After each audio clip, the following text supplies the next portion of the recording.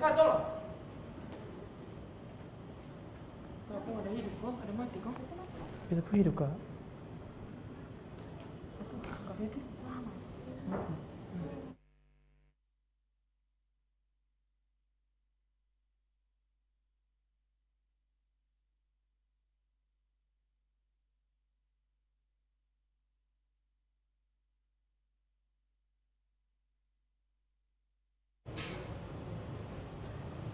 Halo apa kabar, salam jumpa pemirsa, senang sekali Nusa Tenggara Timur hari ini kembali hadir menjumpai Anda. Ya, beragam informasi menarik dan teraktual dari berbagai daerah di Nusa Tenggara Timur telah kami siapkan untuk Anda dan mengawali jumpa kita pemirsa berikut cuplikan berita utama.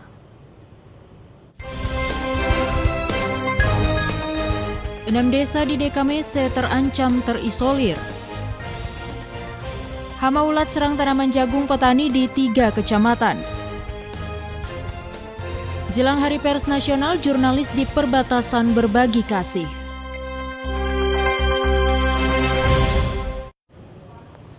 Saudara, cuplikan berita utama tadi akan kami rangkai dengan sejumlah informasi menarik lainnya. Bersama saya Ali Soai. Ya, dan saya Feti Nidbani. Inilah Nusa Tenggara Timur hari ini selengkapnya untuk Anda.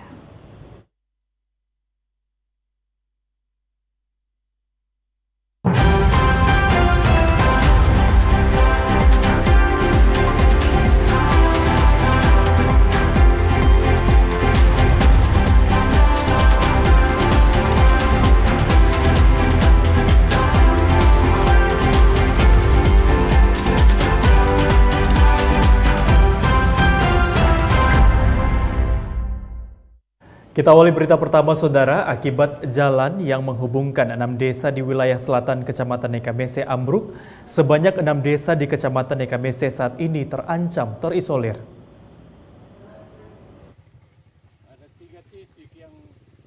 Inilah kondisi ruas jalan Dekamese yang menghubungkan 6 desa di bagian selatan Kecamatan Dekamese yang ambruk.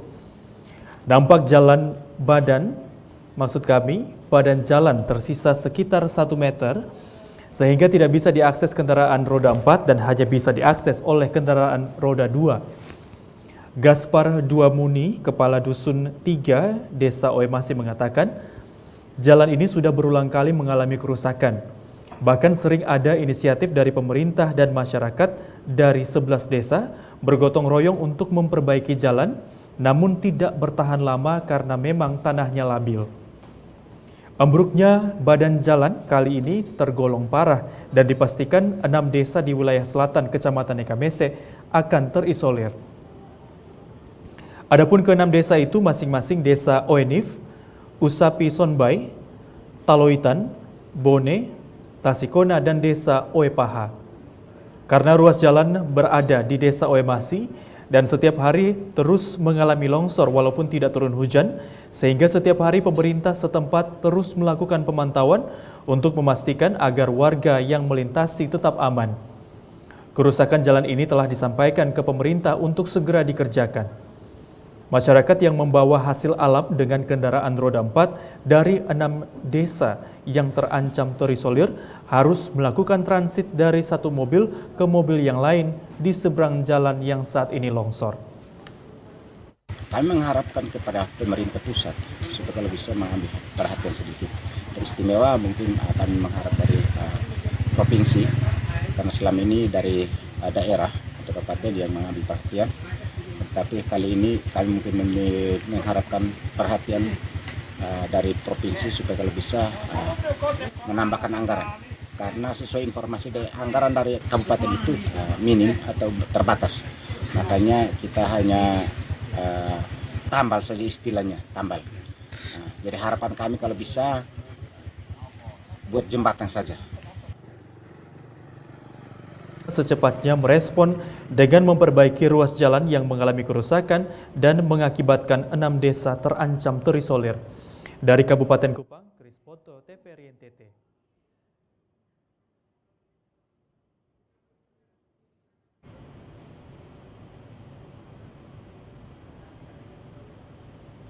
Saudara, para pengemudi lintas Niki-Niki Soe Oinlasi mengaku resah karena penghasilan menurun.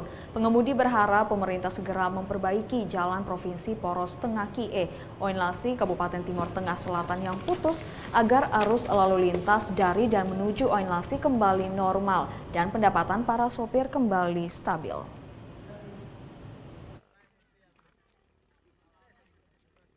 Ferdinand Benu, pengemudi angkutan pedesaan lintas Soe Niki-Niki Kie Oinlasi, meminta agar pemerintah daerah Timur Tengah Selatan maupun pemerintah Provinsi Nusa Tenggara Timur segera memperbaiki jalan di Kecamatan Kie Oinlasi, tepatnya di titik Kolonakaf. Rusak ruas jalan membuat penghasilan para supir angkut pedesaan menurun drastis. Penurunan pendapatan para supir ini sudah berlangsung 1 bulan. Kondisi ini tidak saja dirasakan oleh para supir, tetapi juga para penumpang karena mereka harus mengeluarkan ongkos tambahan untuk menggotong barang dan manusia menyeberangi longsor ketika tiba di lokasi jalan putus. Karena itu Ferdinand berharap pemerintah segera memperbaiki jalan yang putus agar arus lalu lintas barang jasa kembali normal seperti sedia kala. Umum kami juga merasa resah dalam beberapa waktu semenjak terjadinya longsor ini. Kami sangat terganggu dengan kami punya penghasilan. Yang dari kemarin belum ada longsor, kami punya penghasilan masih membaik. Dengan adanya longsor yang sudah tambah mempersulit kami punya penghasilan, memperhambat kami punya kerja. Bahkan kami hanya tidur di longsoran, malam mau makan pun setengah mati. Kami merasa resah sekali. Pantauan di lokasi jalan provinsi titik Kolonakaf, Kecamatan Kie, tampak kendaraan roda 2 dan roda 4 antrian panjang. Para pengemudi terlihat kurang bersemangat karena tidak ada penumpang. Dari Kabupaten Timur Tengah Selatan, Evan Baitanu, TVRI NTT. Saudara, pasca bantalan bendung Oesau ambruk, ribuan hektar sawah milik warga di Desa Pukdale, Kelurahan Naibonat, dan Kelurahan Oesau terancam gagal tanam dan gagal panen. Inilah kondisi sawah milik warga Desa Pukdale, Kecamatan Kupang Timur, pasca bantalan bendung Oesau yang ambruk beberapa hari lalu. Nampak, sebagian bidang sawah tertutup lumpur saat banjir. Tidak hanya itu, sebagian sawah terendam air. Hal ini diakibatkan volume air yang melewati Kali Oesau tinggi dan meluap hingga merendam ratusan hektar sawah. Pinehas Kapitan, tokoh masyarakat yang juga petani di Desa Tuapukan mengatakan, warga Desa Tuapukan dan sekitarnya dipastikan akan kehilangan 2 masa tanam di tahun 2023 ini. Karena bendung Oesau adalah satu-satunya sumber air yang menjadi penopang sawah di Desa Pukdale dan sekitarnya. Perlu adanya penanganan lebih lanjut agar masyarakat tidak kehilangan masa tanam mereka. Dampak dari kehilangan masa tanam ini pastinya masyarakat akan mengalami masalah pangan. Ia berharap pemerintah perlu memperhatikan masalah ini lebih lanjut untuk membantu masyarakat yang saat ini terancam tidak bisa mengolah sawah mereka dan kekurangan pangan.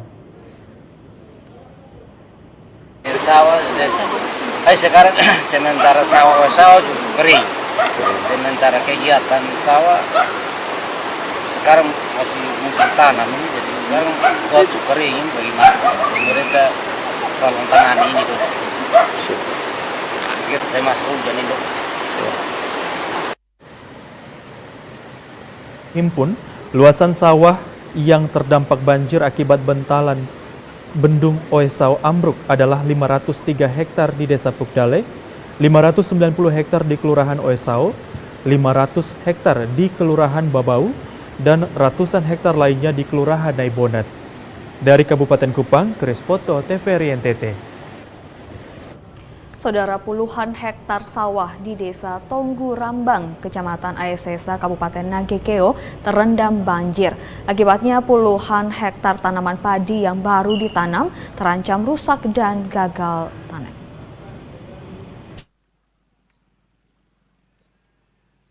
Musim tanam di musim penghujan ini membawa dampak buruk bagi petani sawah di irigasi Mbai Kanan, seperti yang dialami oleh petani di Desa Tonggu Rambang, Nagekeo puluhan hektar lahan sawah terendam banjir akibat tingginya intensitas hujan yang melanda beberapa hari terakhir ini. Karena terendam air, tanaman padi yang baru ditanam rusak dan membusuk. Jika air tidak segera surut, dikhawatirkan puluhan hektar tanaman padi yang baru ditanam akan mati dan terancam gagal panen. Kerusakan tanaman padi milik petani mencapai 50%, bahkan beberapa petani harus mengeluarkan biaya tambahan untuk melakukan proses pembibitan ulang. Kerugian yang dialami para petani mencapai puluhan hingga ratusan juta rupiah. Kondisi terparah dialami petani sawah irigasi Mbai Kanan. Pasalnya, musim tanam kali ini adalah musim tanam terakhir di tahun 2023 ini akibat dari akan ditutupnya air untuk perbaikan total saluran irigasi. Kades Togu Rambang, Toa Mualaf menjelaskan total sawah yang terdampak banjir mencapai kurang lebih 20 hektar. Ini sawah kurang lebih 20 hektar yang memang tergenang. Dan kerusakannya berupa bibit yang baru disemai. Rendamnya kurang lebih sudah 1 minggu ini. 3-4 hari ini memang kerusakannya minimal 50%. Sehingga kemudian pemukiman yang terendam terjadi di 2 RT, itu 05 dan 06. RT 05 kurang lebih 10 rumah yang terendam dan RT 06 kurang lebih 12 rumah. Selain merendam tanaman padi, banjir juga merendam 22 rumah warga yang tersebar di RT 5 10 rumah dan RT 6 12 rumah. Meskipun pemerintah telah melakukan pemantauan atas kejadian itu, namun hingga saat ini belum ada bantuan apapun yang diberikan kepada warga terdampak. Dari Nagekeo, Doni Moni, TVRI NTT. Normalisasi Kali Oesau yang belum maksimal dan tidak adanya drainase merupakan masalah utama setiap tahun 3 RT di Kelurahan Oesau yang sering mengalami banjir.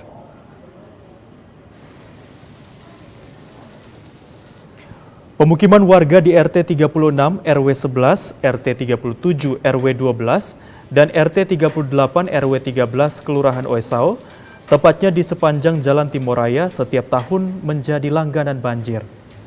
Bahkan untuk tahun 2023, sebanyak 71 kepala keluarga terdampak banjir karena meluapnya Kali Oesau. Hingga saat ini belum ada solusi untuk penanganan jangka panjang agar warga tidak lagi diterjang banjir saat musim hujan tiba. Ketua LPM Kelurahan Domingus Jo mengatakan, sebagai Ketua LPM, sejauh ini menerima pengeluhan dari masyarakat bahwa normalisasi Kali Oesau baru sebagian dilakukan, sehingga saat musim curah hujan tinggi, Kali Oesau pasti meluap dan menggenangi pemukiman di 3 RT di Kelurahan Oesau. Kondisi ini diperparah dengan belum tersedianya saluran drainase, sehingga ketika hujan pasti air akan tertampung di sekitar pemukiman. Kita juga terima masukan dari masyarakat. Dari masyarakat itu ada beberapa saran yang mereka sampaikan. Itu contohnya kali yang ada ini kan normalisasinya baru sebagian. Ya, sebagian itu belum normalisasi. Nah, ini yang menjadi penyebab sehingga air itu terjadi banjir. Dan kedua, tidak ada salurannya sepanjang jalur Timoraya ini, mulai dari jembatan ini sampai ke arah persawahan itu. Itu tidak ada saluran air. Jadi memang air semua itu ada di halaman atau rumah dari warga semua. Nah, dan ada saluran irigasi untuk persawahan itu, ruangnya itu sangat sempit, sehingga debit air itu lebih besar daripada ruang drainase saluran drainase yang disiapkan pemerintah. Domingus berharap pemerintah secepatnya merespon dengan melakukan normalisasi kali secara menyeluruh dan membangun drainase di sekitar pemukiman warga sehingga tidak lagi terendam banjir. Dari Kabupaten Kupang, Kris Poto, TVRI NTT. Saudara, sejumlah petani di Desa Tonggu Rambang, Kabupaten Nagekeo mendapatkan kartu tani. Diharapkan kartu tani ini dapat memberikan dampak positif bagi para petani dalam mengakses pupuk bersubsidi dan kebutuhan lainnya. Bertempat di kantor Desa Tonggu Rambang, Kabupaten Nagekeo, para petani ini rela antri untuk mendapatkan kartu tani dari petugas Dinas Pertanian yang bekerjasama dengan salah satu bank di Kabupaten Nagekeo. Satu persatu kartu tani diberikan oleh petugas kepada para petani. Berdasarkan data, sebanyak 122 petani mendapat kartu tani pada gelombang ketiga. Mereka adalah petani dari kelompok kilometer 34 kanan, kilometer 34 tengah, dan kilometer 2B1 kanan dan 2B1 tengah. Jumadin Lodu, salah seorang petani, mengatakan, dengan adanya kartu tani dapat memberikan dampak positif bagi petani untuk menanggulangi permasalahan selama ini, terkhususnya dalam mendapatkan pupuk bersubsidi. Pasalnya selama ini para petani sangat kesulitan dalam mendapatkan pupuk bersubsidi. Sebelum adanya kartu tani ini kami selalu mengalami kesulitan pupuk. Nah, untuk kami ke pengecer juga tuh selalu tidak kebagian pupuk. Tapi dengan adanya kartu tani ini kami merasa sangat berterima kasih dengan adanya kartu tani, sehingga pupuk kami mungkin untuk kedepannya mudah-mudahan dengan program ini sehingga kami bisa terima pupuk itu sesuai dengan kuota yang kami harapkan. Petani berharap kartu tani tidak saja diperuntukkan dalam mendapatkan pupuk bersubsidi, namun juga keperluan lain yang berkaitan dengan pertanian. Nagi Keo, Doni Moni, TVRI NTT. Kita ke Kabupaten Timur Tengah Utara, Saudara. Hama ulat gerayak menyerang tanaman jagung milik para petani di 3 kecamatan di Kabupaten Timur Tengah Utara. Pucuk bahkan daun jagung dimakan habis ulat gerayak hingga menyebabkan pertumbuhan jagung tidak normal. Hama ulat gerayak menyerang tanaman jagung milik para petani di wilayah Kabupaten Timur Tengah Utara. Hama ulat ini memakan habis pucuk serta daun jagung yang baru bertumbuh sehingga menghambat pertumbuhan jagung milik para petani. Setidaknya saat ini tercatat ada 3 wilayah kecamatan yang mengalami serangan hama ulat gerayak ini, yaitu di wilayah Pantura Insana Utara, Desa Ponu, Kecamatan Biboki Anleu, sebagian wilayah Biboki Moenleu, dan sebagian wilayah di Insana Barat. Pihak Dinas Pertanian setempat saat ini tengah berupaya melakukan pengendalian hama ulat tersebut. Dikhawatirkan bila pengendalian tidak segera dilakukan bisa berpotensi terjadi gagal panen. Ulat gerayak fokus serangannya itu ke tanaman jagung.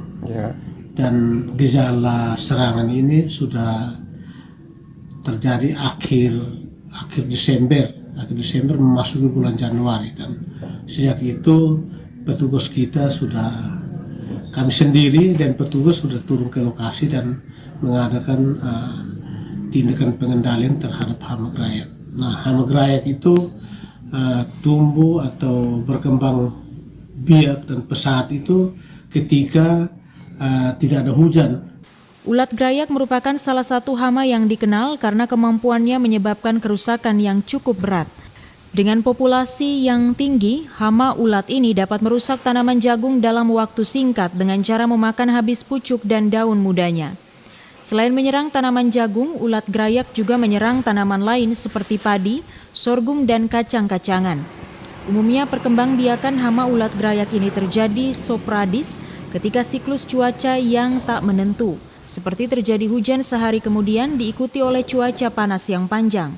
Salah satu cara mengendalikan ulat gerayak ini dengan menggunakan insektisida. Dari Kabupaten Timur Tengah Utara, Jose Praso, TVRI NTT.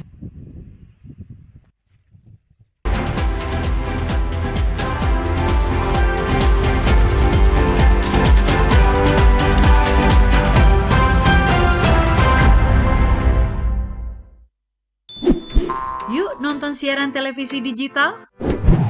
Bagaimana ya cara menangkap siaran televisi digital? Pertama, pastikan di daerah Anda sudah ada sinyal siaran televisi digital. Kedua, gunakan antena UHF di dalam atau di luar rumah Anda. Ketiga, pastikan televisi Anda sudah dilengkapi penerima siaran digital DVB T2. DVB T2 merupakan jenis sinyal yang digunakan Indonesia dalam penyiaran televisi digital. Keempat, pilih auto scan, lalu pindai televisi Anda. Bagaimana jika televisi Anda masih analog? Pasangkan set-top box, televisi Anda otomatis menangkap siaran digital. Bersih gambarnya, jernih suaranya, canggih teknologinya. Halo Sobat Digital, kenapa ya harus nonton siaran TV digital? Walaupun sama-sama menggunakan teknologi digital, siaran TV digital tidak sama loh dengan TV streaming yang melalui internet, TV kabel, dan TV satelit. Siaran TV digital adalah bukan TV streaming yang menggunakan kuota internet, bukan TV kabel yang membayar iuran setiap bulannya, dan bukan TV satelit yang menggunakan antena parabola. Siaran TV digital itu gratis loh, masih menggunakan antena UHF biasa. Bila televisi di rumah kamu masih analog, pasangkan set-top box dengan teknologi DVB T2. Yuk beralih nonton siaran televisi digital. Bersih gambarnya, jernih suaranya, canggih teknologinya.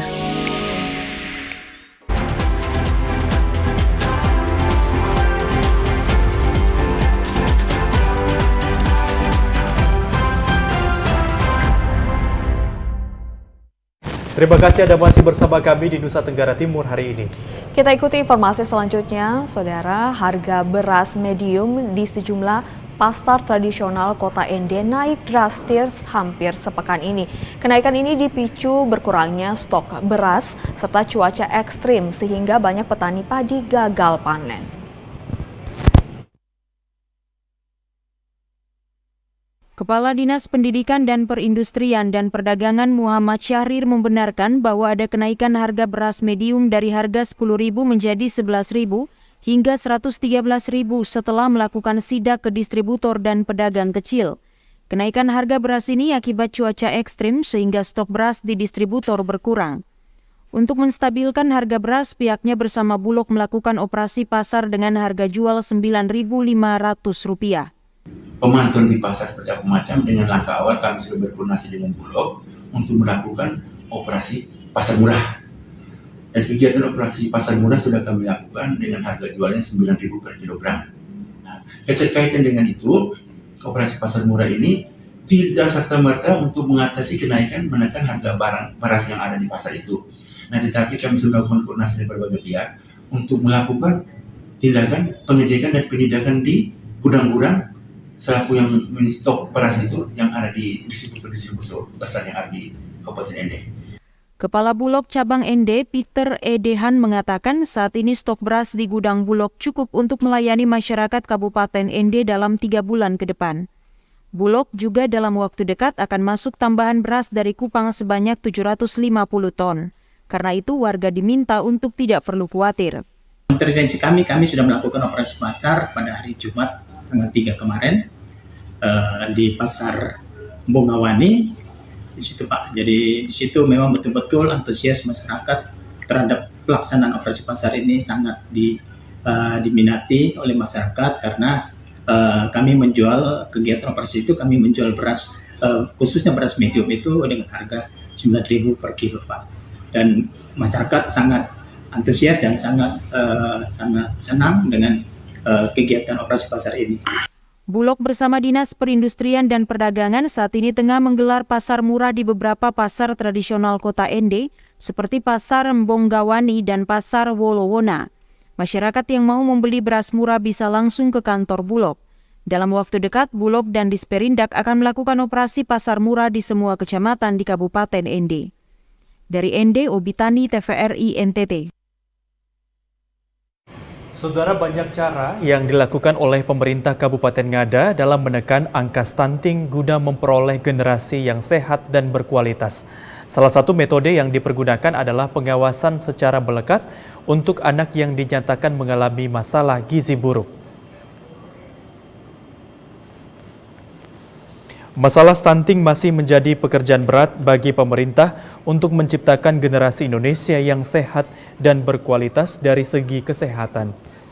Berbagai upaya dilakukan agar angka stunting di Kabupaten Ngada dapat ditekan serendah mungkin dengan berbagai program kesehatan oleh pemerintah sampai pada tingkat desa dan dusun.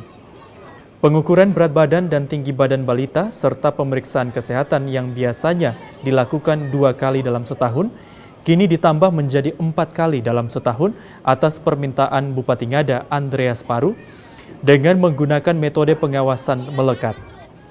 Setiap tenaga kesehatan, khususnya yang berada di pedesaan, wajib melakukan pemantauan setiap jam kerja terhadap perkembangan anak yang dinyatakan mengalami kekurangan gizi, serta memberikan perhatian lebih dengan asupan gizi yang sudah dianggarkan oleh pemerintah, baik pusat maupun daerah.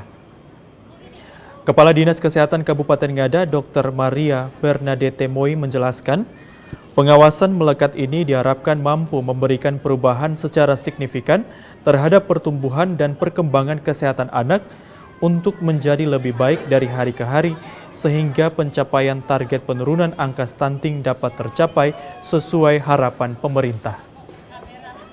100% artinya dari jumlah data yang ada dengan jumlah kunjungan itu harus balance, harus 100% artinya. Kemudian target yang kita mau capai ya sebenarnya jumlah bayi balita dengan gizi kurang itu berkurang atau bahkan nol, kemudian gizi buruk juga itu juga nol. Stunting di bawah di atas 2 tahun itu ada 4 orang. Untuk penimbangan ini kita belum bisa melaporkan hasil karena harus diinput ke aplikasi EPBGM.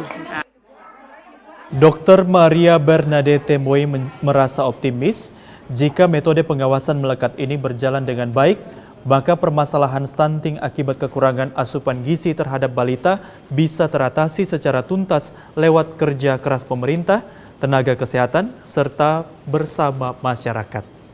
Dari Kabupaten Ngada, Lexi Nunu, TVRI NTT. Pemirsa, sebanyak 1.540 bidang tanah yang tersebar di Kabupaten Lembata sudah dilengkapi dengan sertifikat. Penerbitan sertifikat ini berkat program redistribusi Kementerian Agraria dan Tata Ruang atau Badan Pertanahan Nasional. Badan Pertanahan Nasional Kabupaten Lembata telah menerbitkan 1.540 sertifikat tanah untuk 6 desa yang sebelumnya berada dalam kawasan hutan. Penerbitan sertifikat melalui program redistribusi Kementerian Agraria dan Tata Ruang ini dilakukan setelah Kementerian Lingkungan Hidup dan Kehutanan melalui SK nomor 6.615 tahun 2021 mengeluarkan ke-6 desa ini dari kawasan hutan. Kepala Badan Pertanahan Nasional Kabupaten Lembata, Niwayan Julianti mengatakan, setelah mengidentifikasi subjek dan objek hingga menetapkan SK, BPN Lembata kemudian mengusulkan 6 desa di Kabupaten Lembata ini sebagai penerima sertifikat tanah dari program redistribusi. Ke-6 desa tersebut yakni Desa Belo Batang, Lamalela, Bani Tobo, Pau Bokol, dan Desa Lamadale.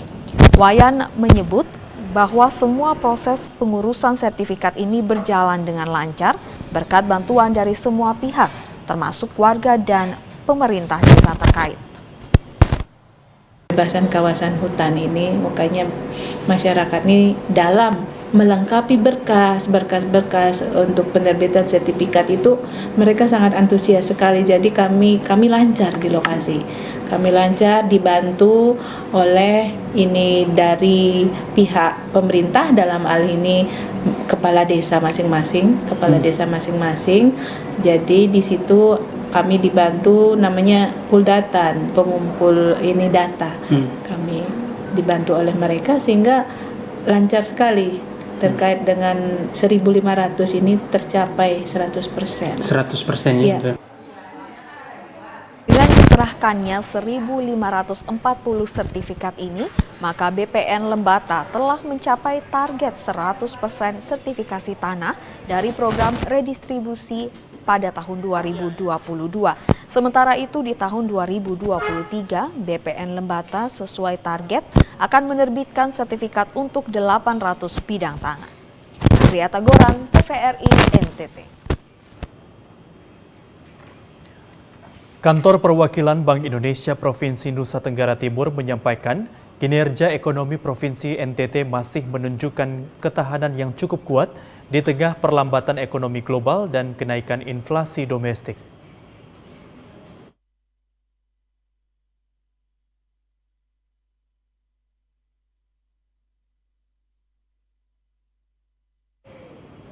Kinerja ekonomi Provinsi Nusa Tenggara Timur ini tercermin dari kondisi pertumbuhan ekonomi Provinsi NTT di triwulan 4 2022 yang masih tumbuh cukup tinggi sebesar 3,45%. Dengan perkembangan ini, pertumbuhan ekonomi NTT tahun 2023 mencapai 3,05%, lebih tinggi dari capaian tahun sebelumnya sebesar 2,52%. Kinerja ekonomi yang tetap kuat tersebut terutama didukung oleh berlanjutnya perbaikan permintaan domestik yang semakin tinggi. Perbaikan ekonomi NTT juga terlihat pada kinerja berbagai lapangan usaha yang tetap baik. Kedepan, Bank Indonesia memperkirakan pertumbuhan ekonomi 2023 tetap kuat didorong oleh perbaikan permintaan domestik sejalan dengan terus meningkatnya mobilitas dan berlanjutnya penyelesaian program strategis nasional. Dari sisi pengeluaran, terdapat beberapa komponen yang menunjukkan pertumbuhan positif. Di antaranya, pengeluaran konsumsi rumah tangga dan pengeluaran konsumsi lembaga non-profit yang melayani rumah tangga yang tumbuh sebesar 1,94% dan 3,26%. Optimisme pemulihan ekonomi NTT diperkirakan terus berlanjut pada tahun 2023, di mana pertumbuhan ekonomi diperkirakan meningkat. Terpilihnya Labuan Bajo sebagai tuan rumah ASEAN Summit 2023 juga menjadi momentum mendorong pertumbuhan ekonomi NTT yang lebih baik lagi, khususnya melayani sektor pariwisata sehingga dapat meningkatkan kesejahteraan masyarakat di Nusa Tenggara Timur. Simon Padang, TVRI NTT. Saudara, total penyaluran dana pemulihan ekonomi nasional untuk Provinsi Nusa Tenggara Timur sampai dengan 30 Desember 2022 yaitu sebesar 6,28 triliun rupiah.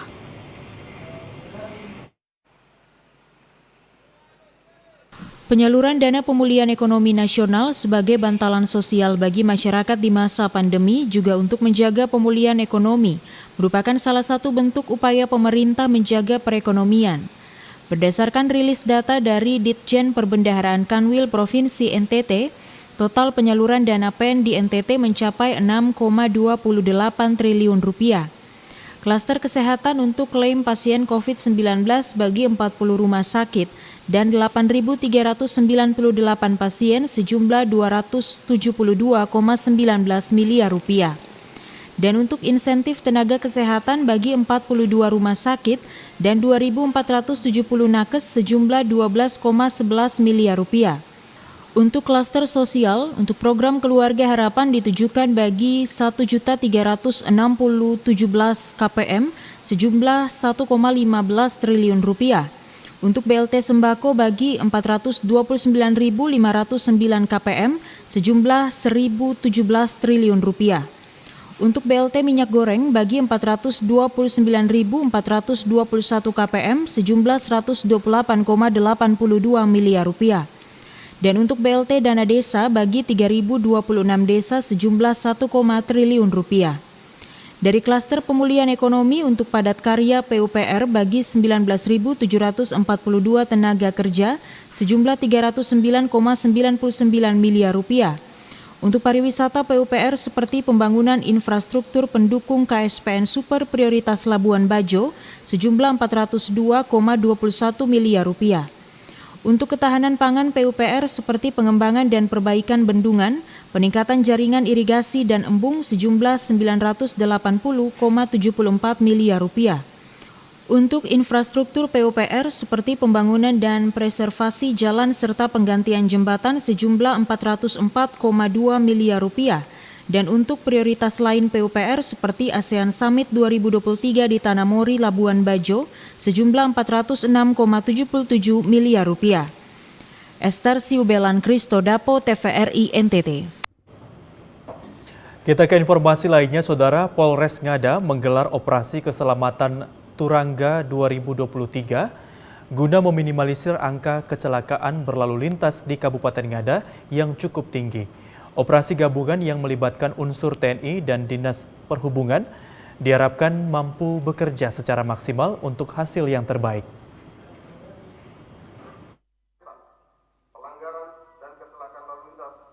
Bertempat di halaman belakang Polres Ngada, apel gabungan dalam rangka menyukseskan Operasi Keselamatan Turangga 2023 yang menitik beratkan pada sosialisasi kepada masyarakat khususnya orang tua yang sering membiarkan anak di bawah umur mengendarai kendaraan di jalan raya. Operasi keselamatan yang menggunakan pola persuasif serta edukatif kepada pengguna jalan raya ini dimaksudkan untuk menekan angka kecelakaan di jalan raya akibat kelalaian dan tidak menaati aturan berlalu lintas dengan baik dan benar. Kabupaten Ngada saat ini menduduki peringkat yang tinggi dengan angka kecelakaan di jalan raya yang didominasi oleh remaja yang belum cukup umur untuk diperbolehkan secara hukum mengendarai kendaraan roda 2 bahkan mengabaikan rambu-rambu lalu lintas sehingga berakibat fatal bagi diri mereka sendiri. Kapolres Ngada, AKBP Patmo Arianto menjelaskan bahwa tingkat kecelakaan di jalan raya yang terjadi di Kabupaten Ngada sudah pada titik yang sangat memprihatinkan. Dalam operasi keselamatan kali ini, tindakan tegas dan terukur akan diberikan jika pengendara tetap mengabaikan peraturan berlalu lintas, termasuk melakukan pembinaan kepada anak di bawah umur yang kedapatan mengendarai kendaraan dengan melakukan pemanggilan kepada pihak orang tua untuk diberikan teguran dan edukasi. Ngada ini angka kecelakaan cukup tinggi sejajaran Flores. Kemudian dilaksanakannya kegiatan operasi keselamatan Turangga 2023 ini khususnya di jajaran Polres Ngada, di mana kami untuk mewujudkan dan memelihara keamanan ataupun memelihara Kamseltib Carlantas, keamanan, keselamatan, ketertiban, dan kelancaran berlalu lintas. Kemudian meningkatkan kualitas keselamatan dan menurunkan, sekali lagi, menurunkan tingkat fatalitas korban kecelakaan lalu lintas. Operasi keselamatan yang juga diikuti oleh anggota Kodim 1625 Ngada di bawah pimpinan Dandim Letkol CZIDeni Wahyu Setiawan serta Dinas Perhubungan Ngada dan Jasa Raharja berjalan dengan aman dan lancar. Dari Kabupaten Ngada, Leksi Nunu, TVRI NTT.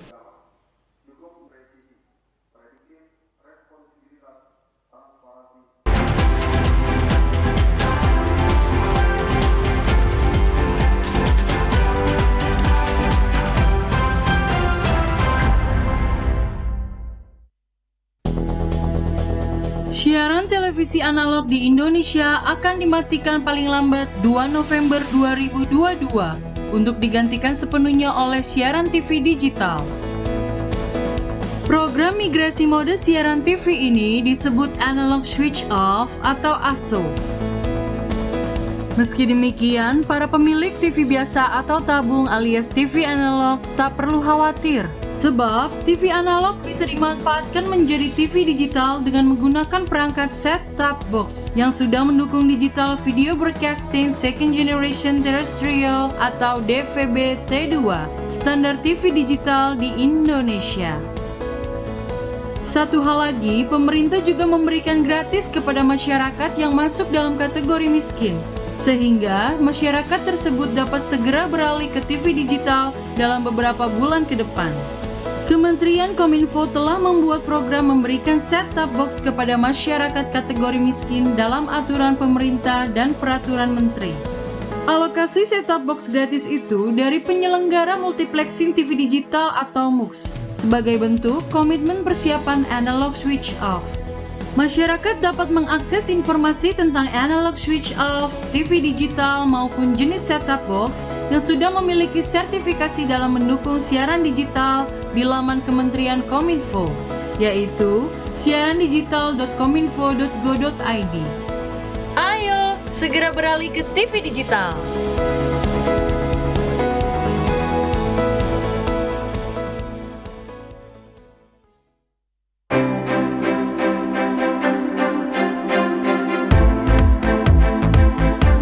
Menyajikan berita teraktual dan menarik seputar Nusa Tenggara Timur secara lugas dan terpercaya. Saksikan Nusa Tenggara Timur hari ini setiap hari pukul 17 waktu Indonesia Tengah. Hanya di TVRI NTT, Media Pemersatu Bangsa.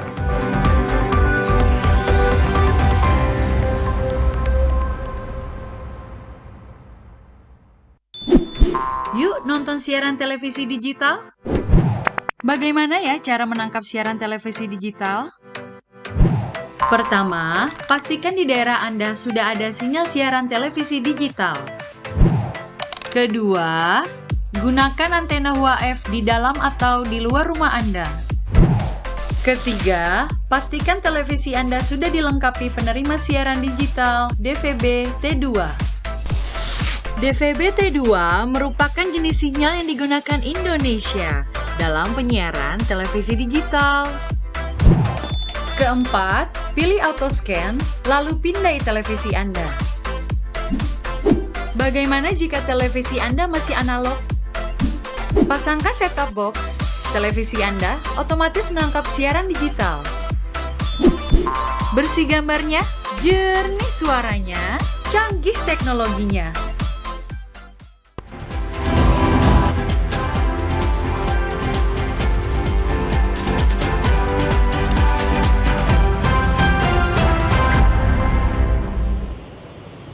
Anda masih bersama kami di Nusa Tenggara Timur hari ini.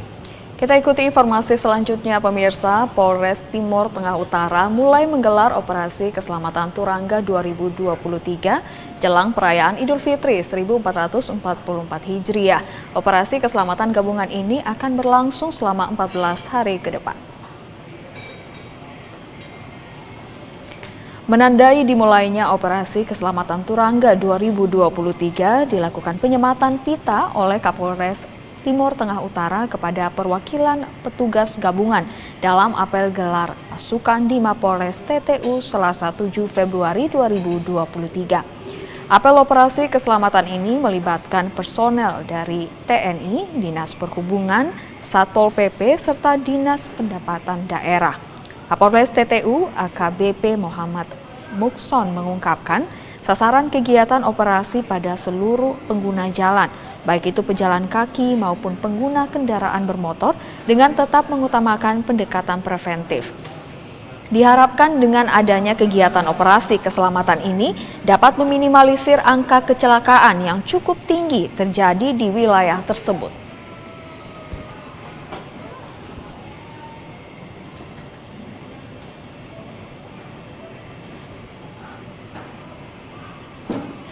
Kegiatan ini saya sudah sampaikan kepada seluruh jajaran kami di Polres TTU bahwa kita harus menjalin kerjasama dengan semua pihak untuk menjaga situasi Kamtipmas tetap kondusif, khususnya Kamsel Lantas, agar tidak terjadi lagi yang namanya pelanggaran, kecelakaan, meminimalisir sekecil mungkin. Makanya itu kami laksanakan koordinasi yang baik, khususnya dengan Dinas Perhubungan, itu dalam rangka nanti memberikan edukasi kepada masyarakat agar berlalu lintas. Keselamatan Turangga 2023 ini akan berlangsung selama 14 hari ke depan di seluruh wilayah Nusa Tenggara Timur dengan tujuan untuk meningkatkan budaya tertib berlalu lintas pada masyarakat. Tema yang diangkat dalam operasi keselamatan Turangga 2023 ini, keselamatan berlalu lintas yang pertama dan utama. Joseph Praso, TVRI NTT. Saudara, memperingati Hari Pers Nasional tanggal 9 Februari 2023 besok, puluhan wartawan yang tergabung dalam organisasi pers Penabatas berbagi kasih dengan kaum lansia di perbatasan Indonesia Timor Leste. Aksi ini diharapkan dapat membantu meringankan beban ekonomi para lansia serta sebagai bentuk kepedulian terhadap sesama yang membutuhkan. Peringatan Hari Pers Nasional tahun 2023 diwarnai dengan aksi bakti sosial yang dilakukan oleh organisasi wartawan lokal Penabatas RIRDTL dan Ikatan Jurnalis Televisi Indonesia Pengda Nusa Tenggara Timur. Berbagi kasih dengan ratusan lansia di kota Atambua, Kabupaten Belu. Bakti sosial kali ini menyasar 130 lansia yang berada dalam naungan Yayasan Vita Dulcedo yang dikelola oleh Suster Kongregasi KYM. Pada aksi ini, para jurnalis bersama sejumlah pemerhati di Kabupaten Belu menyumbangkan ratusan paket sembako serta sejumlah kebutuhan yang disesuaikan dengan kebutuhan para lansia.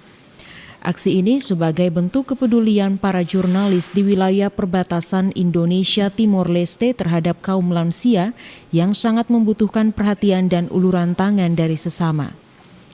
Kali ini menyasar ratusan lansia sehingga bisa membantu meringankan beban ekonomi mereka.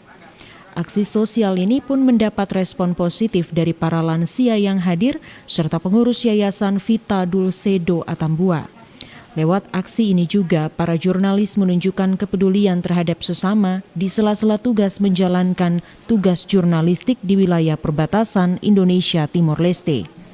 Saya sudah beberapa kali bertemu di sini dan ini hari memang saya bersyukur karena uluran tangan kasih perhatian bagi kami para lansia,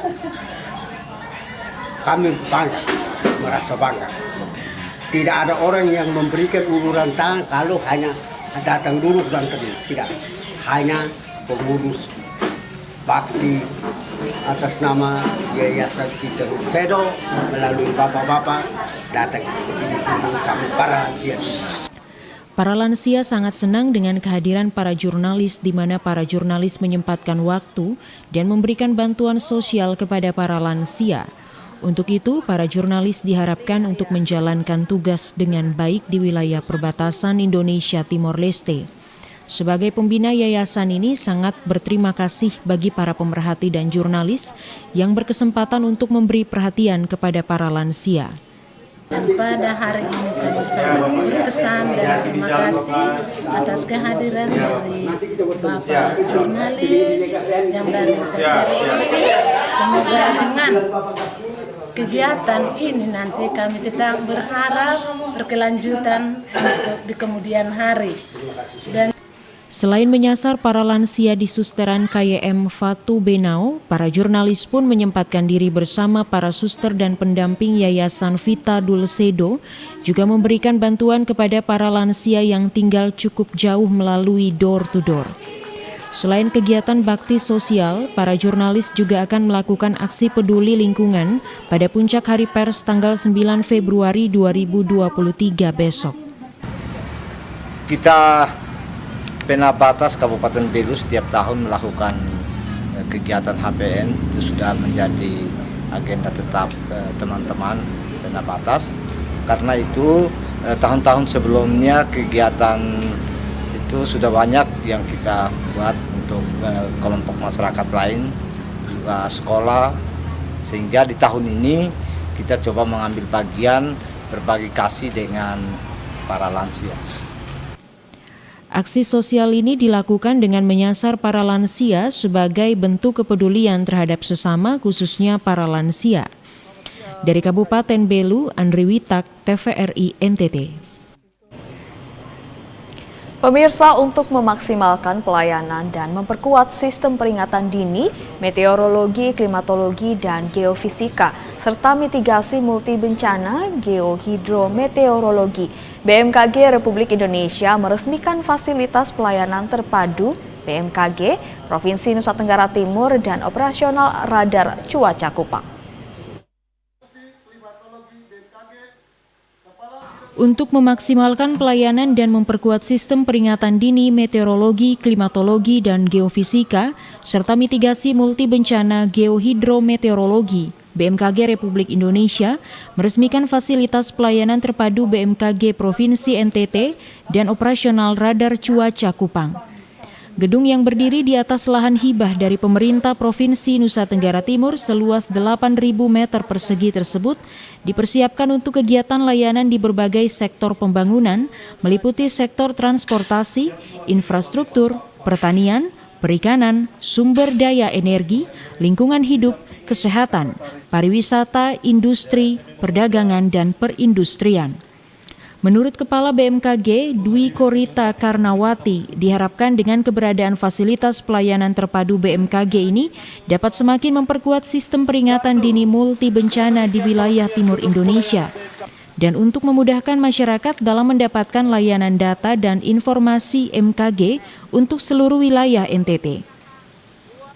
Ia menambahkan wilayah NTT merupakan daerah rawan gempa bumi dan tsunami karena diapit beberapa sumber pembangkit gempa aktif. Selain itu, bencana hidrometeorologi seperti banjir, tanah longsor, curah hujan ekstrem, dan puting beliung adalah bencana yang paling banyak terjadi setiap tahun di NTT. Selain itu, meskipun Indonesia bukan merupakan daerah lintasan siklon tropis, namun keberadaan siklon tropis di sekitar Indonesia, terutama yang terbentuk di sekitar Pasifik Barat Laut, Samudra Hindia Tenggara, dan sekitar Australia akan mempengaruhi pembentukan pola cuaca di Indonesia. Perubahan pola cuaca akibat adanya siklon tropis inilah yang kemudian menjadikan siklon tropis dan memberikan dampak tidak langsung terhadap kondisi cuaca di wilayah Indonesia. Siklon tropis yang terbentuk di sekitar perairan sebelah utara maupun sebelah barat Australia seringkali mengakibatkan terbentuknya daerah pertemuan angin di sekitar Jawa atau Laut Jawa, NTB, NTT, Laut Banda, Laut Timur hingga Laut Arafuru.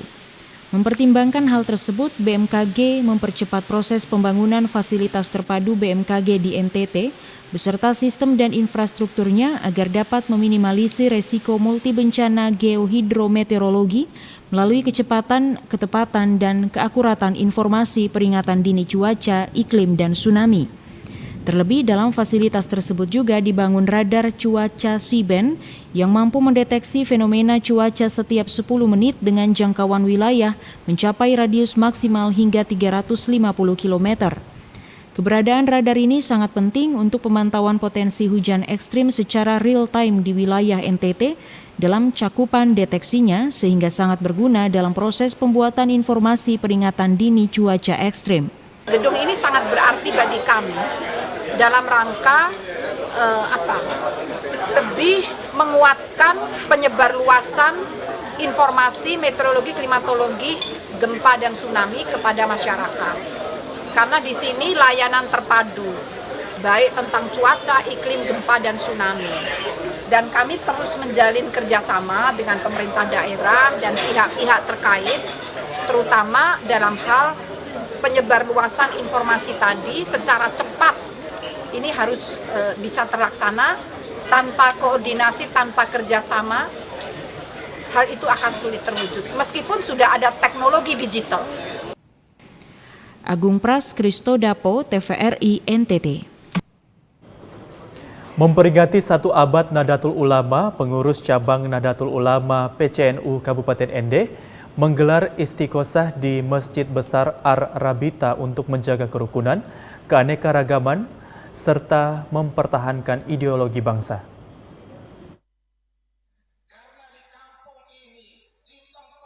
Ketua Panitia 1 Abad NU PCNU ND Dahlan mengatakan kegiatan istighosah ini merupakan kegiatan serentak Nahdlatul Ulama se-Indonesia untuk memperkenalkan organisasi Nahdlatul Ulama, menjaga kerukunan serta keanekaragaman hidup berbangsa dan bernegara. Kegiatan istighosah ini direncanakan di lapangan Pancasila, namun karena cuaca kurang mendukung sehingga kegiatan dipusatkan di Masjid Besar Ar-Rabita, di mana masjid ini juga menjadi salah satu masjid pertama di Ende dan bagian dari sejarah Bung Karno selama diasingkan di Ende. Adapun rencana pelaksanaan itu menghadirkan semua umat dalam wilayah kota Ende, terlibat juga kaum muslimah dan juga anak-anak sekolah yang akan terlibat dalam kegiatan istiqosah tersebut. Dalam kaitan itu yang diharapkan di dalam istiqosah itu yang pertama adalah bagaimana memperkenalkan organisasi Nahdlatul Ulama kepada masyarakat, dan yang kedua tentu ada harapan membangun silaturahmi dan kebersamaan di dalam ukhuwah Islamiyah dan juga silaturahmi antara sesama umat yang ada di Kabupaten Ende. Ketua Nahdlatul Ulama Cabang Ende, Ahmad Abdul Ghefar, ditemui media usai istighosah menyampaikan ucapan terima kasih kepada semua pihak yang sudah menyukseskan kegiatan 1 Abad NU dan berharap ke depan NU lebih berkembang lagi dalam membangun bangsa dalam bidang agama. Untuk diketahui, kegiatan istighosah ini dihadiri kurang lebih 2.000 umat muslim dan dipimpin Kiai Haji Muhammad Alifuddin Al-Ayubi. NU ini lebih berkembang baik lagi dalam membangun masyarakat bangsa di bidang agama. Tokoh NU menjadi pahlawan bangsa dalam mendirikan bangsa ini.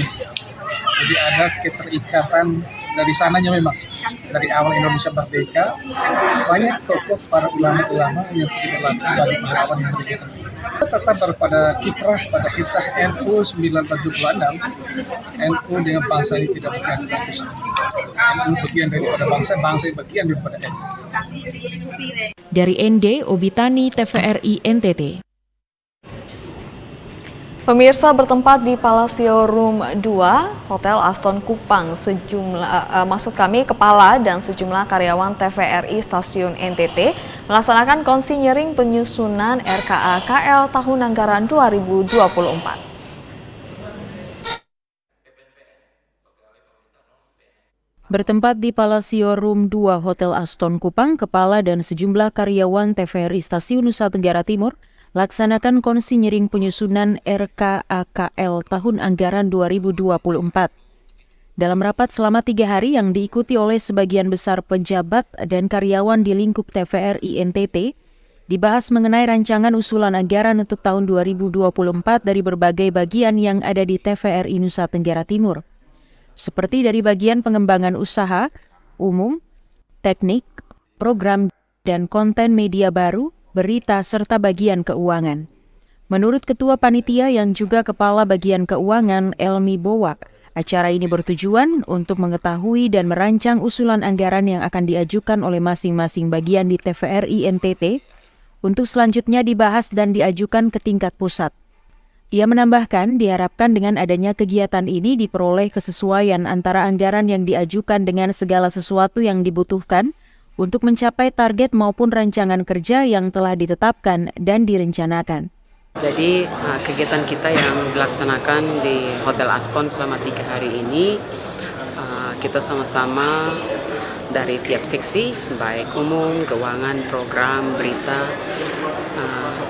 dan pengembangan usaha, konten media baru, kita sama-sama melaksanakan penyusunan anggaran baseline RKKL tahun anggaran 2024. Jadi tempat ini masing-masing seksi menyusun anggarannya, merencanakan anggarannya yang akan dipakai itu pada tahun anggaran 2024. Harapan kami adalah bahwa karena anggaran ini disusun oleh tiap seksi, melibatkan teman-teman, sehingga program-program yang direncanakan, anggaran yang direncanakan itu adalah anggaran-anggaran yang memang dibutuhkan. Jadi anggaran berbasis kinerja, seperti itu. Jadi mungkin ada banyak mimpi kita di tahun 2024, tapi yang paling dibutuhkan itulah yang mari kita rencanakan secara bersama sehingga kita dapat menghasilkan yang lebih baik untuk TVRI NTT. Selain itu, dalam konsinyering tersebut juga dihadirkan narasumber dari Direktorat Jenderal Perbendaharaan Negara Kantor Wilayah Provinsi NTT. Para narasumber tersebut memberikan sosialisasi mengenai penjelasan dan pemahaman secara menyeluruh mengenai cara penyusunan dan pengajuan RKAKL dan SPM. Jadi sosialisasi ini sebagai persiapan Satker Lingkup TVRI dalam penyusunan RKKL tahun 2024. Jadi di sini kami dari Kanwil Ditjen Perbendaharaan memberikan pembekalan bagaimana menyusun RKKL itu, apa yang harus diperhatikan, baik dari SPM, standar biaya masukan, standar biaya keluaran, kemudian bahkan akun standar. Bahkan akun standar banyak rel, dan sampai kereta itu keluar dari rel. Agung Pras, Kristo Dapo, TVRI NTT.